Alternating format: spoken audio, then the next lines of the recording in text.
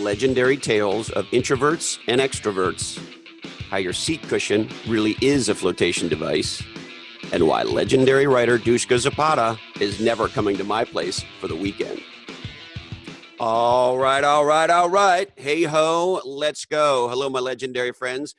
Welcome to this fantastic episode of Legends and Losers. I am so glad you have chosen to be with us. And if you're new to Legends and Losers, what you need to know is we've been raging against business bullshit since 2017. Legends and Losers is a new category of podcast, or if you will, oddcast, that you could call a dialogue show. Now, on a traditional business show, interview show, etc., here's what we tend to get. A interviewer who is a trained journalist who's got a narrative, who's done a lot of research and is trying to drive that narrative to the conclusion that she or he wants. And what you have is a guest, typically a business person, an athlete, somebody, a Nobel Prize winner, somebody who's done something extraordinary.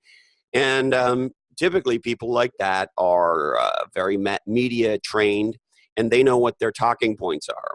And so what you and I are subject to in the vast majority of interviews is fundamentally an inauthentic conversation, because the interviewer is driving their narrative and the interviewee is driving their talking points. And that's not at all what happens on Legends and Losers. We aim to have authentic dialogues that are real, raw, and hopefully fun and funny about what it takes to design a legendary business and a legendary life. And we try to cut the bullshit out.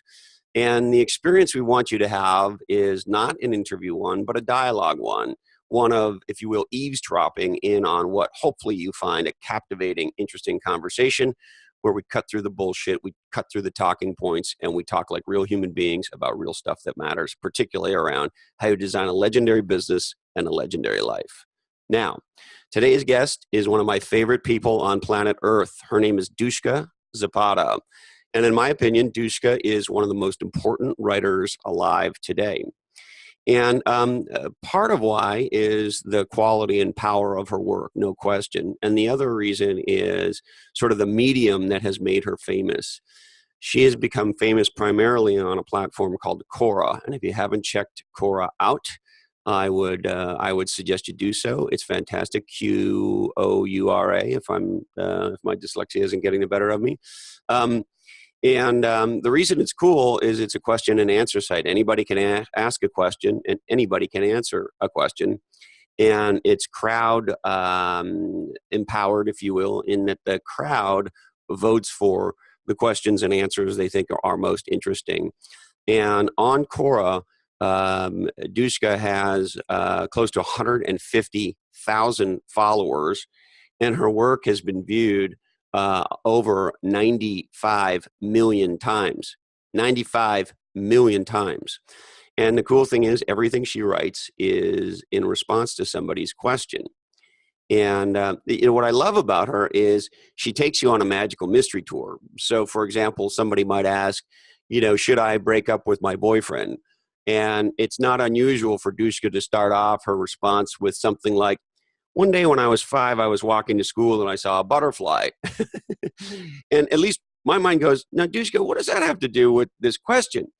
But somehow she takes you on this magical mystery tour that is engaging and enlightening. And in the end, while she doesn't answer your question because she's not that kind of a person, she does give you an insight into life, into her life, that leaves you in a better place. And that is an incredibly powerful thing. And in a lot of ways, a much more powerful thing than just giving you the answer.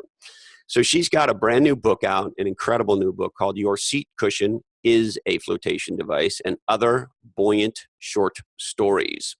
The other interesting thing about Dushka is absolutely go buy her book. Please go buy her book. And she's what you might think of as an amateur social writer in that she writes for joy, not money. That's the amateur part. The social part is everything's on Quora and a lot of other platforms. Her work gets reposted a lot on Huffington Post and Inc. and a whole bunch of other places pick her stuff up. And the other cool thing is, while I think you should buy her book, you don't have to. You can read the entire book if you follow her on Quora because, like I said, they're all adapted from her Quora posts. The other thing that's interesting to note is in between the time we shot this dialogue and now, Dushka has taken on a full-time job. So the folks at a technology company in Silicon Valley called Zendesk swooped her up, and she is now the VP of comms at Zendesk, as well as being a legendary writer. She's our first three-time guest, and here she is. The incredible, the captivating, the funny, the intelligent, the undeniable Dushka Zapata on Legends and Losers. Which tattoos are you now noticing? Your left arm. My left arm. This arm? Yeah, that one. Here? The writing. What's the writing? The writing. Yeah, I guess it would probably be hard to read. It says, hold fast. I like it. It's good advice. Right? Yes. And it's an old pirate saying, so it makes me feel piratey. That's awesome. Right? I think hold fast is true for both pirates and non-pirates. I think so too. And it's an interesting combination of words that certainly I would not expect to be together. But when you hear them, you instantly know what they mean. And of course, if you understand the context of, a ship at sea in very challenging, shall we say, situations, somebody could say, hold fast. It just, yes, it's cool. I like it. It's resonating for sure. Well, I'm glad you like it. There's not much I can do about it now. It's big and it's emblazoned across your left arm. Yes, it is. It is. How are you, Dushka? Good. I am ready to talk about introverts. Yeah. We sort of, where did we kind of get this spun up? We got this spun up because you offered me an open invitation to spend a weekend at your house. And right. after inviting me for like the 7th time and saying, I don't know, it's a mystery why you haven't been here. I keep inviting you and it just hasn't happened and I don't know why. And I said, because I'm an introvert and it sounds like my worst nightmare. Right. And so that left me surprised and curious, I guess. Yes. To an introvert, spending the weekend with someone is a little bit overwhelming, at least to this introvert. Well, hey, then you're totally not invited. No, we want to be invited. We just don't want to have to come. Excellent. Well, then you're absolutely always invited and you're never expected to be here. That sounds very perfect. I will hold fast to that. Yes. And should one change one's mind, that would be fine too. That scares me again. Let me say it. Maybe let me say it better. Yeah. I will, this doesn't sound polite. I was going to say, I'll take you any way I can get you, but that doesn't sound as polite as I want it to sound. Go there. Yeah, because I don't mean it any. How about I love you just the way you are? Yes, I love you just the way you are, and I love our relationship just the way it is. How's that? Because that actually is factually correct too, so that I can remember that. There you go. So, there you go. I know you've been busy writing because I see all your new stuff, which I always love. So you're writing a lot. I'm writing a lot and I'm working a lot and I love everything that I'm doing. So I feel like I'm in a particularly fortunate place. Are you doing a lot of executive coaching on communications and storytelling and personal branding and all that? All of those things. I'm doing a lot of training and a lot of writing, and I think it's a really good balance. And I love everything I do. I really do. I really mean that. It's just a really good place to be in. It's good to be in a place where you love everything that you're doing and you're getting paid for, at least a part of it. Yeah. Yeah, that is a wonderful place. Well, that's great. I'm stoked to hear that. How's boyfriend? He's awesome. Yeah. He's very awesome. He, as you know, he's from Montreal, so sometimes he takes his family. Yes, he visits his mom, but he's great. He's really good. I'm lucky. I'm a lucky person. Yes. Well, as is he. And so is he in Montreal now? No, he is going. I think he's going next week actually to visit his family. And have you done any traveling Lois? And have you guys done any traveling this summer? We recently went to New York. which is that we both love so much. It's such a great city. And yeah, that about encompasses all our traveling. We've been sticking around. Yeah. Well, it's not like we live in a part of the world that sucks. It's I was just going to say San Francisco's tough to leave. yeah, don't you feel that way? I mean, I feel that way about the whole Bay Area, and I certainly, my ass has grown roots into Santa Cruz. It's hard to get me out of here sometimes. And so yeah, when you live somewhere you love, you're not necessarily in a big hurry to go other places. Yeah, and don't get me wrong, I love travel. It's just like one of those periods where you're like, I'm happy here. By the way, so what we're doing right now is a little bit of small talk. And for an extrovert, small talk is really easy. One of the characteristics of being an introvert is that small talk is actually really hard. So you're like, yep. Have you been doing any travel? No. How are you? Good. How's boyfriend? Okay. So, all right. So what you tell us what we should talk about, Dushka. Well, introverts have a tendency to feel awkward around small talk and to feel that they want to like dive in. So if I'm at an event feeling super awkward about everyone doing small talk, I would ask something really intimate and make the other person uncomfortable, inadvertently uncomfortable. But I would be abrupt and say, so Christopher, you're an extrovert. Tell me about that. Or do introverts perplex you? Or like, I want to talk about what we're going to talk about. And small talk is really hard. And that's something introverts have in common. Yeah. So it's interesting that you called what we were doing small talk, and that's certainly an interpretation of it. It wouldn't have been my interpretation of it. That's because you're an extrovert. Yeah. Right. So for me, it's catching up with my dear friend. Yeah.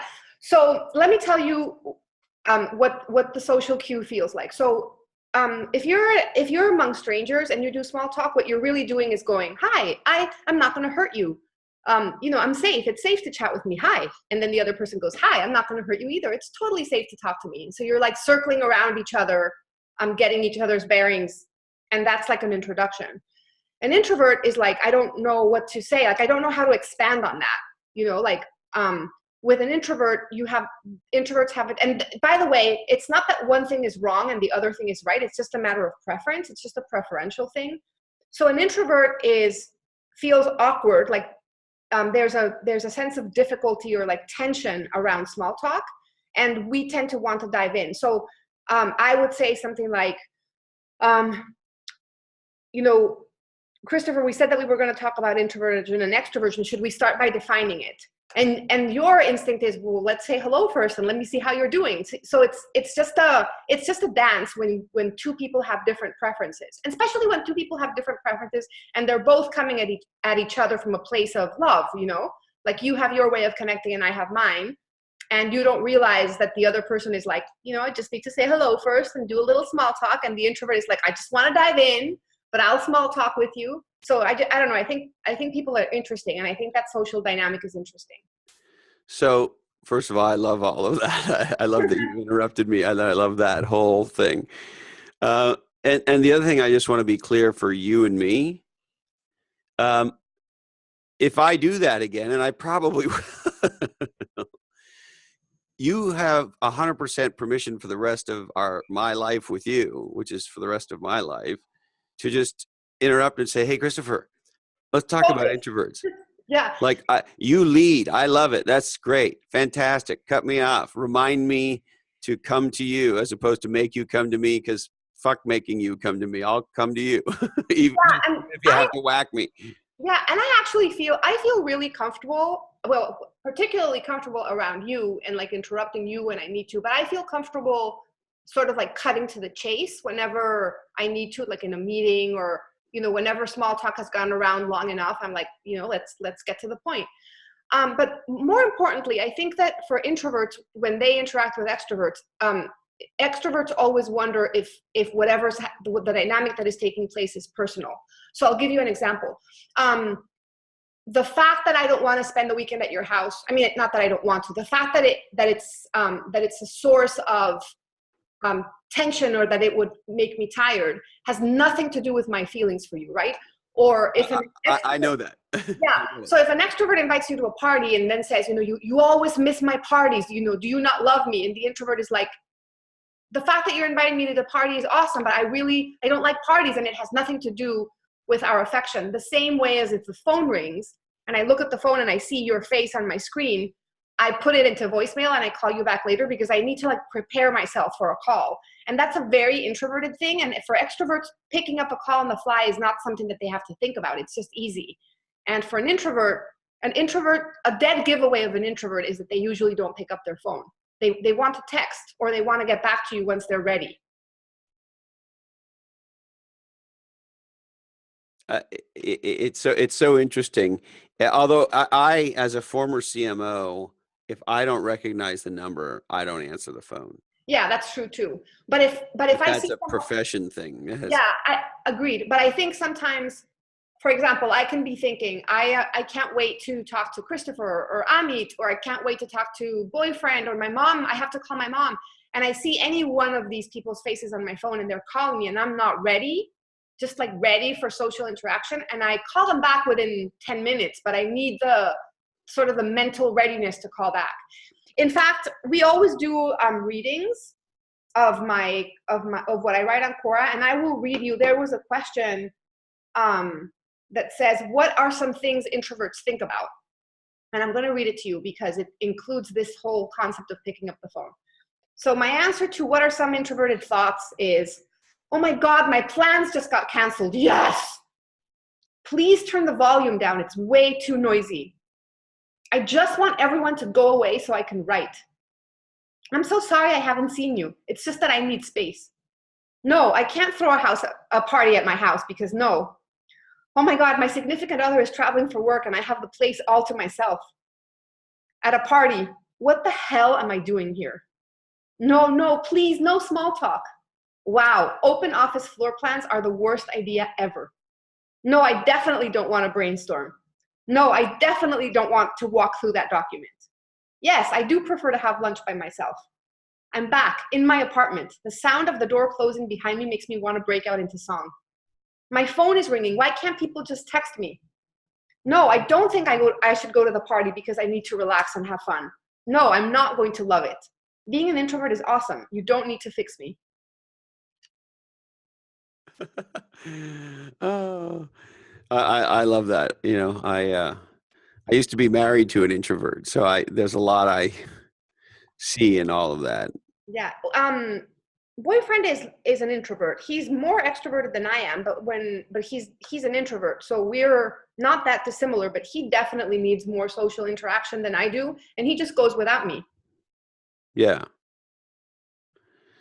Yeah. The other thing I remember us talking about was just because you're introverted doesn't mean, and I forget that you'll help me remember, doesn't mean you're not going to do sort of forward things in a social situation. That doesn't mean you wouldn't come up to somebody and shake their hand and introduce yourself or something. Do you remember this I do. conversation? Yeah, so I think people are really perplexed by the fact that I'm an introvert because I'm really chatty and I'm very social and I'm not shy and I'm not Yes. reserved. So Shy. That's it. yeah, Introverted and shy. introverted and shy are two different things. So you can have a shy introvert, but you can also have an introvert who has never felt shy. That's my case. I have no trouble walking up to someone and saying whatever. But the fact is that social interaction depletes me, and being alone is where I get my energy. So it has nothing to do with my other social traits. I'm a very social person. I'm very chatty. I really like conversation. I'm not reserved. So if someone asks a question that might be construed as personal, I don't mind talking about it. But at the end of the day, if I have had a lot of social interaction, I'm tired and I want to be alone. Whereas an extrovert at the end of the day might say, oh my God, I'm so tired. Let's just go out to dinner with friends. Yeah. Yeah, because of where the battery gets charged. That part I understood, but I had clearly mistakenly connected introvert and shy. And you taught me something about myself. And this may sound funny to you, but just like you can be introverted and not shy in a social situation, I'm not a quote unquote networker. I don't like to go to conferences and hang out at the cocktail party. As a matter I, of fact, I hate to do that. I do too. For And me, so I don't know what to do. I small talk with somebody I don't know, I'm not interested in. It's interesting you called what we did small talk, because for me it's catching up. But for me, small talk is really somebody you don't know, and you're like, oh, so the traffic in the Bay Area, eh, Bob? Wah, wah, wah, wah, wah. Right. And it's That's that. so true. And Yeah. Tom Papa has a really funny bit about that. But anyway, yeah, I can't do that shit, and I can't Yeah. So I don't go to a networking event, yeah. So let me tell you. Let me tell you about that. That is such an important observation, because people sometimes feel like they're forced to do things that they're not effective at. So I'm terrible at networking events. I actually think that they're a gigantic waste of time. They're a waste of time Me too. for me, because I can't work a room. It's not that I can't, it's that it's really exhausting, and I never feel like I get anything useful out of it. However, I'm a very good networker because I network in my own way. So I might connect with people on LinkedIn. I might build a network through social media. I might introduce myself to people one-on-one. So I might say, Christopher, I met you at this thing at your office, and I would love to have coffee. So I think that networking in a way that plays to your strengths is really valuable, and trying to network in a way that doesn't play to your strengths is really useless. So I hereby release anyone listening to this from having to attend another networking event if they don't think that it helps them. Yeah, it's funny because I think I'm a good networker, but in order for the networking, so to speak, air quotes, to occur, it has to be in the context of something substantive. So, for example, ever since the start of Legends and Losers, my relationships have with amazing people has gone through the roof, and that then leads to stuff, right? And certain dominoes go in certain places, and so forth. And that's a fascinating thing to do, to meet these people and have various interactions with them, and some lead to some things and some lead nowhere. But there's a whole set of, if you will, networking now going on, and I don't think of it that way. I think of it more as I'm a curious person, and I'm meeting very interesting people, and so I want to go play with that. That's how it feels for me. But you get my point. And so in that context, you could argue I'm a good networker, but I don't think of it that way, and I can't go network in the absence of substance or context. Does that make any sense? It does, and I'll take it a step further. I think that the reason why labeling yourself with one or the other, like deciding that you need to figure out if you're an introvert or an extrovert, that stuff doesn't really matter. What matters is understanding yourself and knowing yourself for two reasons. One is because if you understand what depletes you, you get to present the best of yourself to others. So if I know that I have 15 meetings and then I have a dinner, like I don't want to present myself with people I love when I'm not at my best. I'm tired, I'm cranky, I want to go home, it's been a long day. But another thing that happens is that as you get to know yourself and you pursue things that play to your strengths, you begin connecting in ways that open up opportunities for you. So if you are super curious and super chatty and you have a natural ability to like talk to people and ask them how they're doing, and a podcast becomes like a natural outlet for you, it makes sense to me that would then lead to other things, because you're actually plugging in to who you are. And plugging into who you are, I think, is invariably a door opener, because it's not a magical thing. It's not like you plug into the universe. It's more that you start noticing, you start becoming aware of things that you would not have noticed otherwise. And so that's what happens. That is the reason why this whole conversation matters, because you want to come into contact with everything that you are. So say more about that, Dushka. So if you say, I'm a conversationalist. I like talking to people. I like asking people about their life. I'm curious. So my point to you would be, connect to that. What is that? Explore that. If you say, I don't like going to networking events, and I was coaching you, I would say, then don't. So no, I don't. Exactly. People invite me to all these fucking conferences and all this. I don't go to them because I don't want to do that. I'd rather watch the videos online while I'm working out or whatever. I don't want to go do the networking, but I love building new relationships with awesome people, and Legends and Losers has given me this fucking gigantic gift in that regard, in a way that I could never have imagined. But I guess the networking's in the context of shared interest, of some kind of to your point, a dialogue that matters. I'm a curious person, Yeah. particularly about people who are up to things. I'm not curious about you, you know, Mhm. if you're defeated. Right. That makes sense. Well, or yeah, or if you're not doing anything. Yeah. And I'm way not curious about you if you're not over yourself. That makes sense. I don't care if you're fucking Mick Jagger. If you haven't gotten over yourself, I mean, everybody shits. Like, get over yourself, Yeah. right? Even the most and the most legendary people. Brent Jones said it on Legends and Losers. 3-time Super Bowl champions 49er Brent Jones. Okay, said it. He said, "There's nothing greater than a humble champion." That's a great line. Right? Humble champion sounds to me like hold fast. Yes, right? Yes. Awesome. Yes. Fucking A. I'm writing that down. Is somebody getting this down? Somebody tweet that. Yeah. And the thing that it's interesting that we're on this. So, of course, Brent is saying it in the context of others.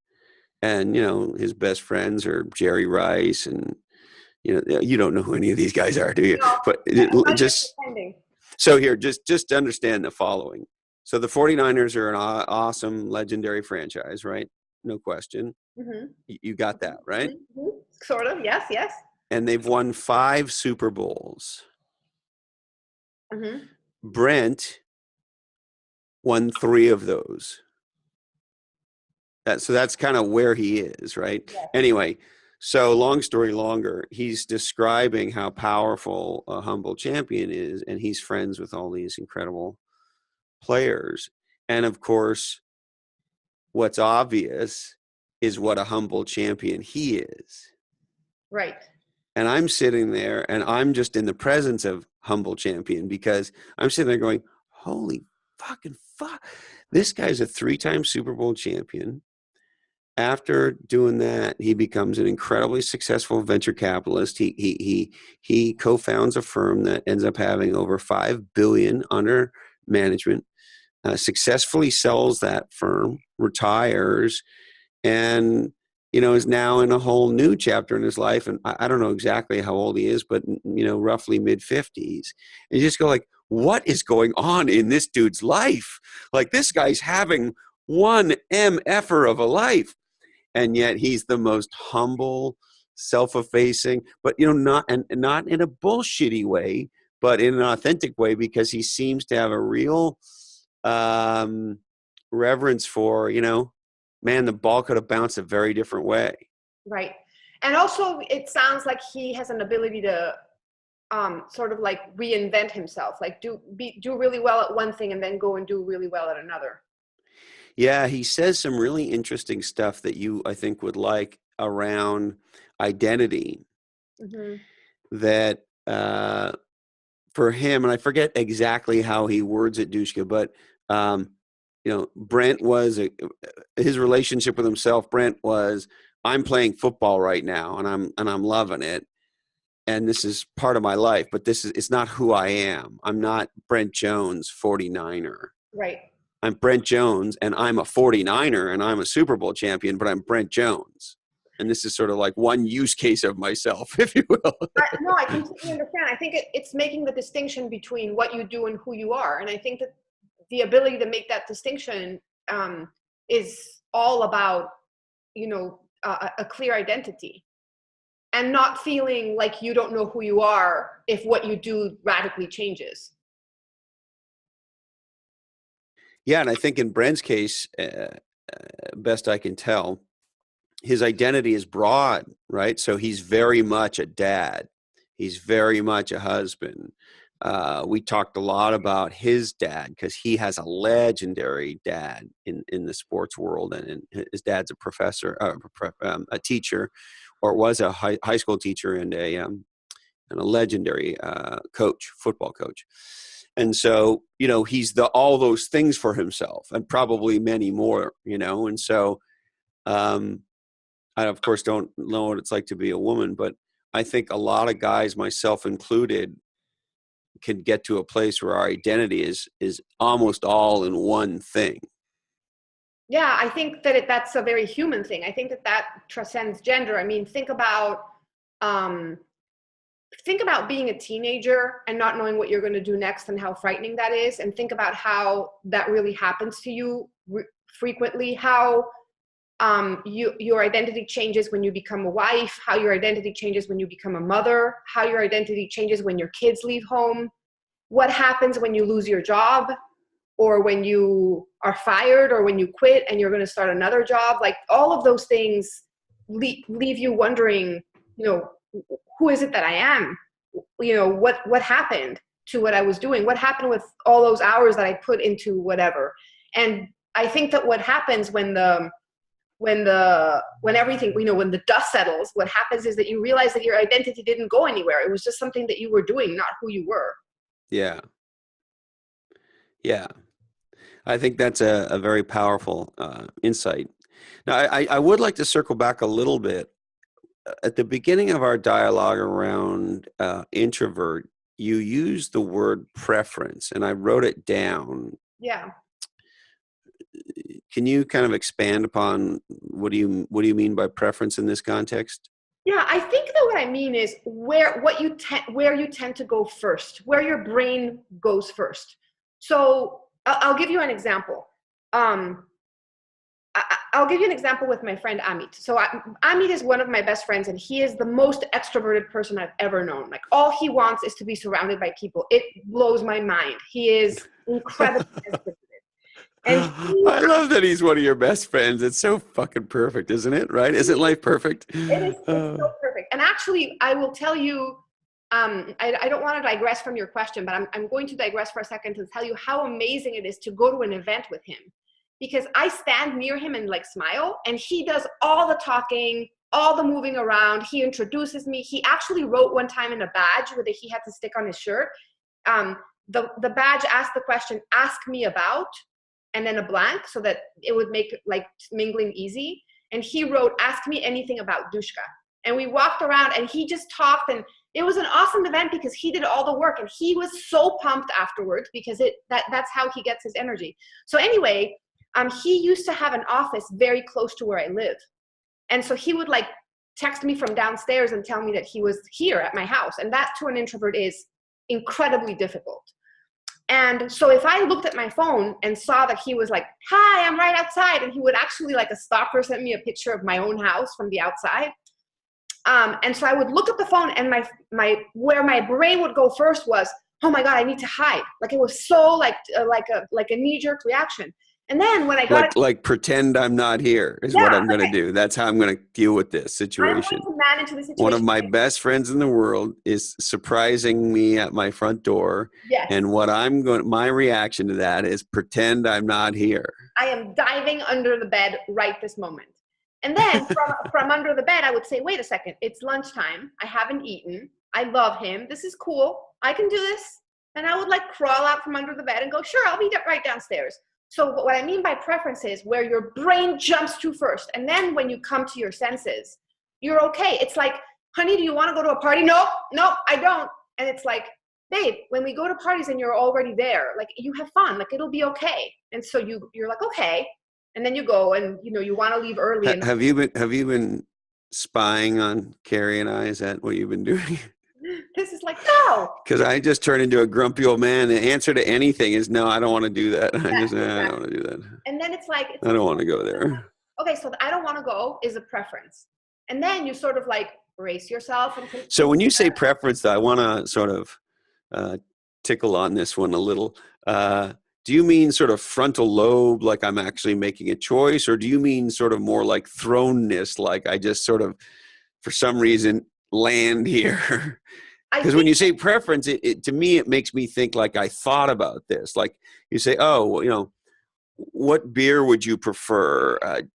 Beer on tap or beer from a bottle? yes. Well, you know, I have a strong preference for beer on tap, but I've thought about that. I could tell you why. So I'm curious about that. So I would make a distinction just in my own vocabulary between preference and choice. Okay. So for me, a preference is where my brain jumps first. All Choice is right. what I do after I deliberate it. Okay. So I make a choice for Beer beer on on tap. draft, and Yes. preference is just sort of kind of where my bike wheel turns.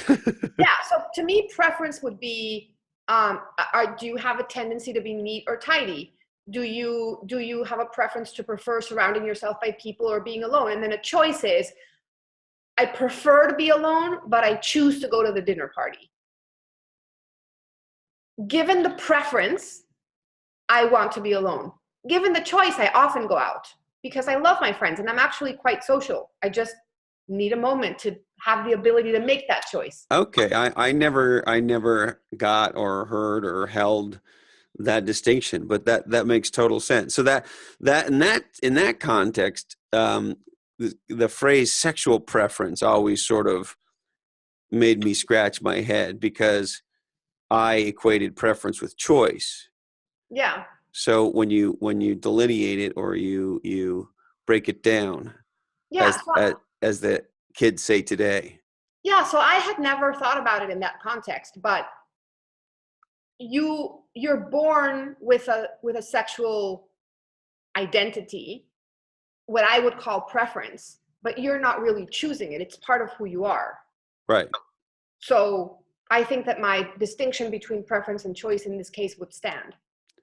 Yeah, that's Yeah. what I was trying to say. No, If I didn't if I I'm just didn't say that, no, that's exactly what you said. I'm just thinking to myself, I had never really tested my distinction between preference and choice with Oh, that. wow, really? You never thought about it in that context? No, so when you said it, I was like, wait a second, let me go over this again. Yes, I'm thinking out loud and I think it works. It holds. Yes. Well, yeah, if preference is sort of where you naturally go, Yeah. right? Where you land here for whatever reason, but Yeah. you sort of do it in a very natural way. Hmm. And so if the immediate reaction to, hey, Dushka, would you like to go out tonight? Is, oh, I don't want to go anywhere. Yeah, exactly. Um, and that's sort of your natural preference, but you more often than not choose to go see your friends. That's an interesting thing because you're Yeah. choosing against your preference. Yes, exactly. I think Yeah. that is also known, in my opinion, as stepping out of your comfort zone, Yeah. Okay. which is something that I highly recommend people frequently do. Right? Just because I'll tell you something. I can have days when my job is intensely social because what I do is sit across someone and talk to them all day. So I love the way you say that all day. all day. So one could argue that my job, whether it's PR or executive coaching or, strategy when it comes to communications or whatever, it's like I'm not really well suited for it because I'm an introvert. And my answer is that would assume that I always want to be comfortable. And that's not the case. Just because I don't prefer something doesn't mean I can't choose to do it. Yeah, I love that. It actually explains a lot. There's dots I'm connecting, Like what? Tell me.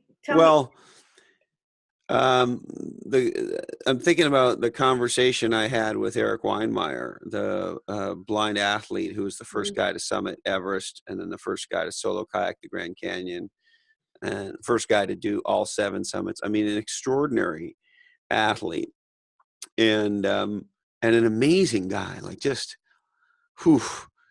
Anyway, we talked about this, that in our culture, we sort of have equated happiness and comfort.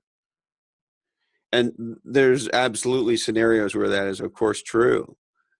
But the happiness that comes from summiting and then getting off of, which, of course, is a lot harder than the summiting, um, Mount Everest is a very different kind of happy, but a very, very powerful one. So to your point, when we put ourselves in uncomfortable positions, we force ourselves to have courage, and we force ourselves to learn things about the world and ourselves. And more often than not, that leaves us in a better place. But there's nothing comfortable about that. I actually write a lot about the distinction between being happy and being comfortable. And I actually think being comfortable is the death of us. I think it shrinks us. And I think that it shrivels You us. don't think it's okay to curl up in front of the fire every once in a while and The key part of your sentence is every once in a while. But I think nightly? I think being uncomfortable and stepping out of your comfort zone, and I think I equate happiness more with feeling fulfilled. And to feel fulfilled, you can't be comfortable too frequently. Yes, I would agree with that. Yeah, But I think there's a lot. Well, let me say it this way. My interpretation is we live in a world where happiness equals comfort. yes, I agree with you, and I think that we need to revise that, because I think it also answers the question, like, why are so many people not happy, and why do so many people have everything they want and are still not happy? And I think that the reason is because they're confusing their definition of happiness. And why is everybody on opioids, for fuck's sakes? There's an opioid epidemic. Well, that's what they keep telling me on the news, but Yeah. Yeah, I don't know, man. Yeah, I have, like, probably of all the people that you've ever met, I'm the person who has least consumed drugs in the whole world. So I don't know why, but I think You and I are quite the pair, Dushka. but I think that I think it has to do with, like, not feeling. I think it has to do with numbness, but I don't know. I really don't know. That's not something I can talk to. I Yeah. don't know what the feeling is. I've never. Well, I think it's really different, depending on what you're doing. I mean, there's no, I mean, I've never shot heroin, but I got to believe that's a lot different than smoking pot. I actually have been given morphine in a hospital for pain, and the doctor told me that I should never take it again. I was out of my mind. It was the most horrible experience ever. That's funny because I've been given morphine, not just a couple of times, on some bad breaks, but it really doesn't do anything for me. Like it doesn't make me high, and I need a fair amount of it to take the pain away, but it doesn't, I don't get a happy high. It makes me feel so horrible. It makes me feel like I'm outside of my body, not in a fun way. It's terrifying. It's interesting. We had Jeff Denham on Legends and Losers. He's the extreme athlete sponsored by Patagonia, and he's got one arm. Mm. He was a merchant marine, and his fucking right arm got torn off in a horrible boat accident in fucking the Bering Strait of all places, and he almost died. Anyway, so this guy goes on to surf Jaws and Mavericks and, like, ski some of the gnarliest stuff. And anyway, to say that this guy's been in some accidents and has dealt with some pain would be an extraordinary understatement. Yeah. And he's come to a place where he just doesn't take any of this stuff. And I said to him, what do you mean, Jeff? Like, when you get injured, like he had about a year and a half ago, maybe 2 years ago now, a horrible skiing accident at Squaw Valley. Like, it could very well have been life ending. And he just says, I just deal with the pain. I just don't take any meds. I don't like them. Yeah. It would be really interesting for you to interview someone who understands why there's an epidemic, because I think that behind a lot of issues, the great ally of issues that other people don't understand is silence. We don't talk to people, so we don't really understand what's behind it, and it creates stigmas. So I think that anyone who could talk to that with some degree of personal experience or knowledge, I would be really interested in listening, because we should understand it better. Yeah. I'll do a little homework. You're making another thing fire in my brain about exactly this sort of people kind of lulled into silence. Jack Ewing from the New York Times was with me, and he wrote the book about the VW scandal. It's an extraordinary book. Yeah.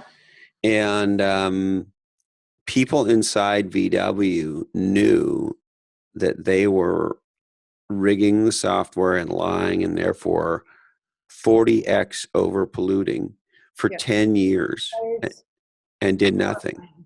Horrifying.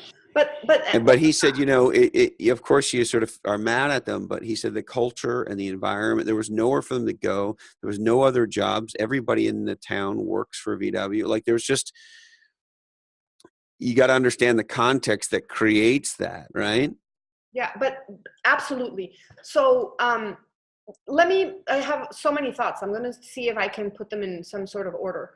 The first is, I'm not talking about silence being lulling. You said lulling into silence, and lulling into silence is it's sort of a comforting, sort of a baby, come into my arms, I'm going to lull you into silence. And really silence is an incredibly threatening, horrifying force that it's the ally of a lot of, I'm going to give you an example, child abuse. People don't want to talk about it. The child who's being abused doesn't talk about it and therefore is trapped, right? Rape victims, how difficult it is to talk about something like that. People who are caught in this like epidemic of drugs, people who have stigmas and who don't want to talk about it. And, almost every stigma is a form of ignorance and a form of not understanding something.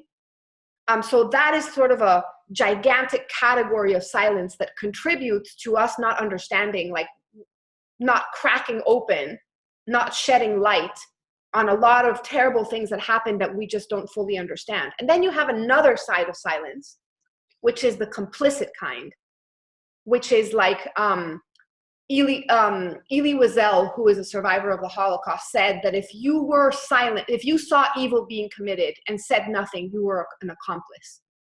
So if you did not participate in what happened in the Holocaust actively, but said nothing, spoke nothing about it, then that made you guilty. And that is the interesting thing, and of course that's a value judgment. It's the judgment I would make, but I'm clear it's a value judgment. The interesting thing to me behind that value judgment, Dushka, there's a very strong component of I am my sister's keeper. Yes. Right. That I can't walk by on the street and see something horrible happening to you and not do something about it. Yes. That is implicit in that. Yes. Yes, I think so. But I think. Yeah. And what I'd be curious is does everybody feel that way, particularly when me standing up for you might threaten and or cost me my life? And I think that that's a super fair point. I think that there's an element of self-preservation, right? What happens if someone... I just don't know how many people feel that way. I don't either. And I don't know... I can relate to how frightening it would be to break that silence. How terrifying. For example, being in the Holocaust, would I have protected someone if it would cost me not just my life, but my family's life? Like, would I be willing to put myself at risk and my family at risk? I don't have an answer. I have no idea what I would do. I don't know. I wish I could give you an answer, but I can't.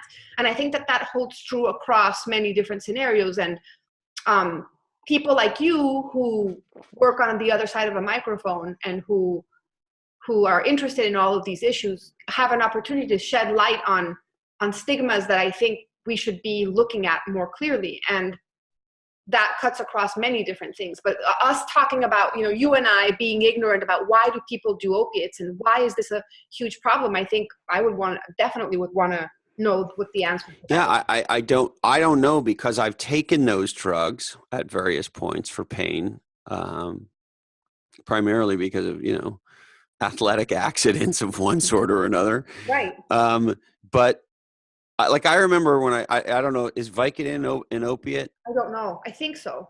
Yeah, I don't know. Anyway, I remember I'd heard all about this drug Vicodin, and people get high on it and they get addicted to it and all this stuff, right? And so they prescribed me Vicodin, and I'm thinking, okay, great, it's going to take away this pain from this injury, and it's going to make me feel stoned. How awesome, right?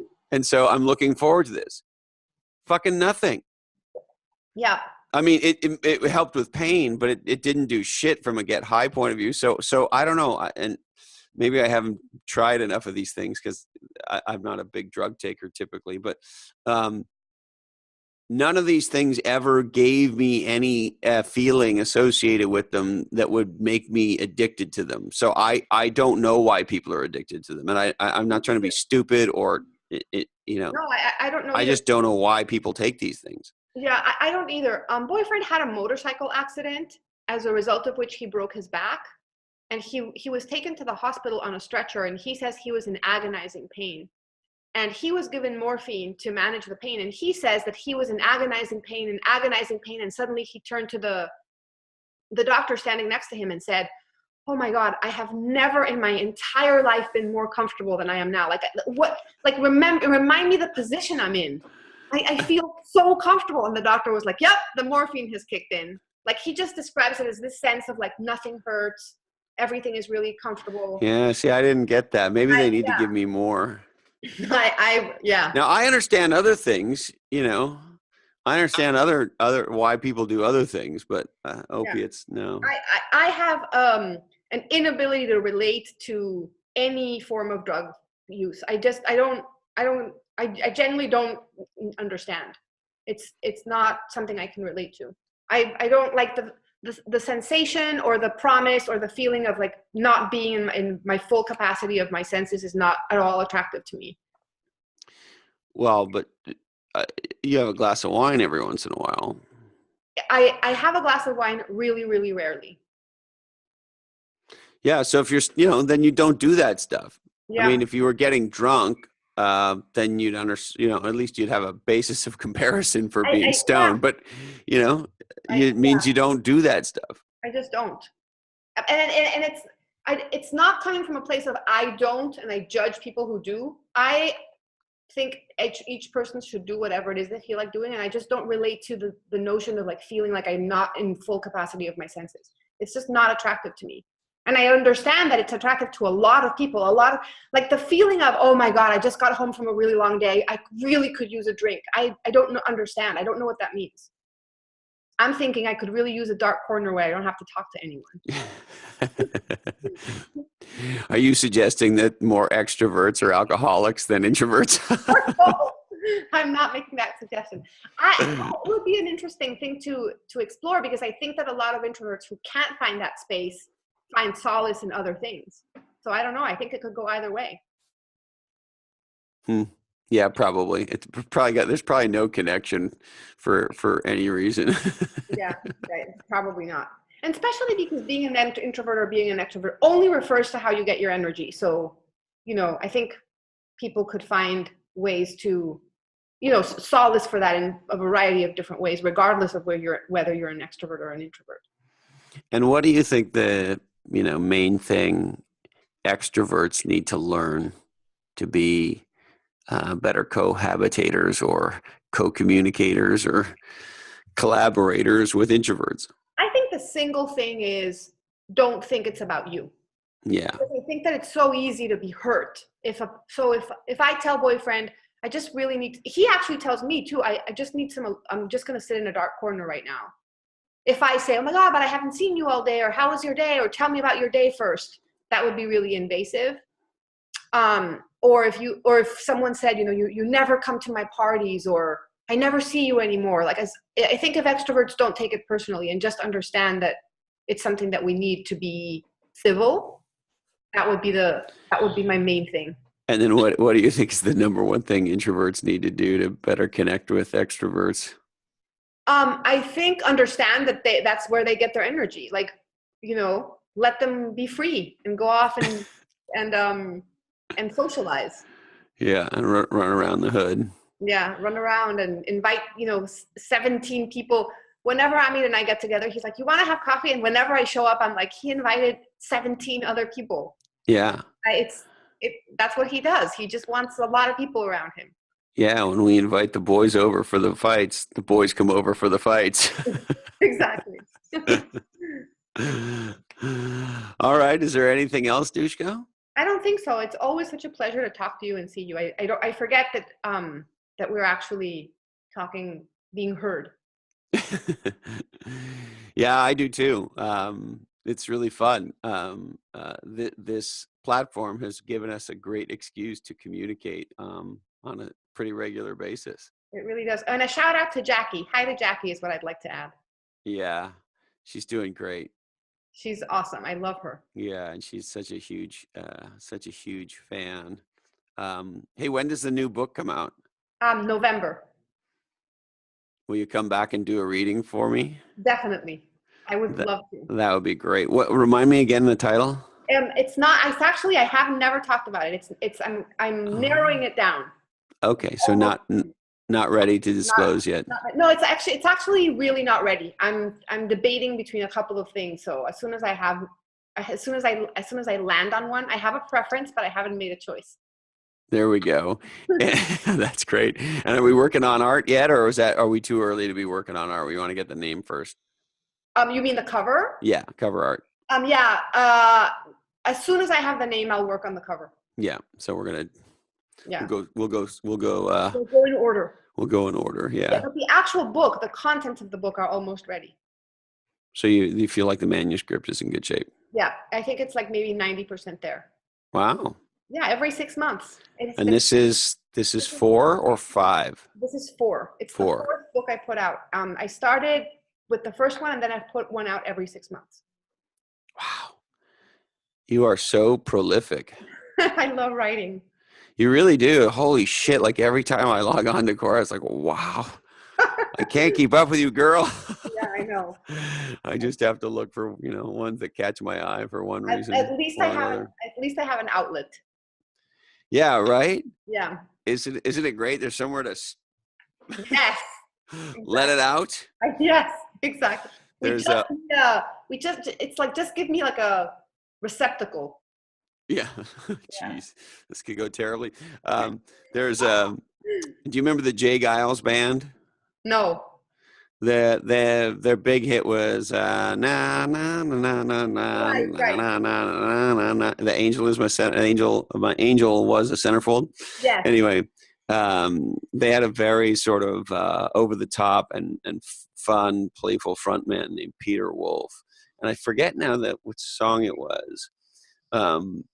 But there was a Jay Giles song where Peter sings, "People sometimes ask me why I scream and I shout. I say it's in there. It's got to come out." That's great. It's so true. That's why I write. It just has to come out. It just has to come out. Yeah.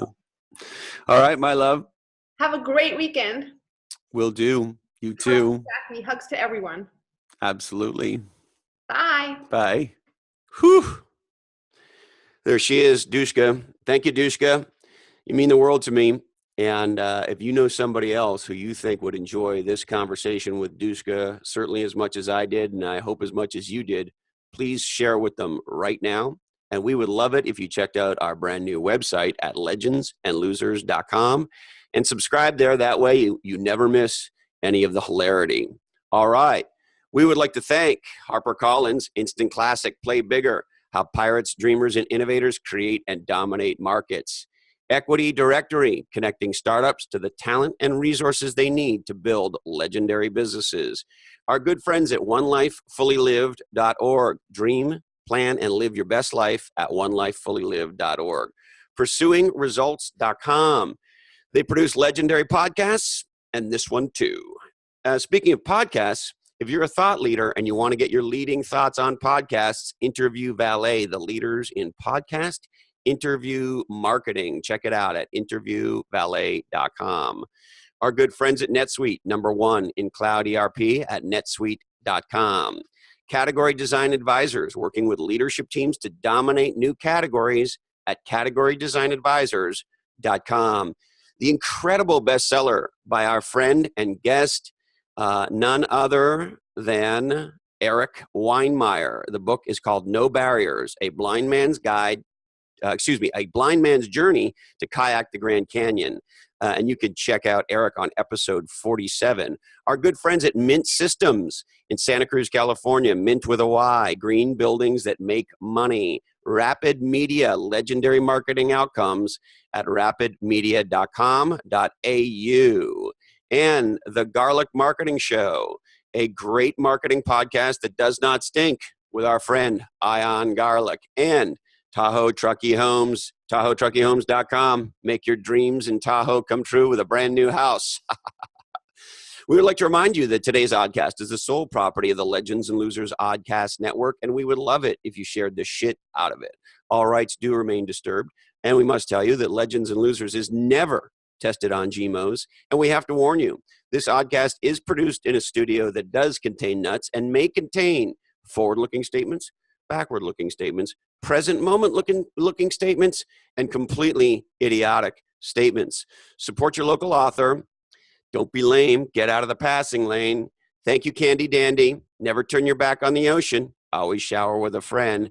And remember, there's a crack in everything. That's how the light gets in. Love you, Mom and Dad. And hey, Colin, this Oddcast really ties the room together, doesn't it?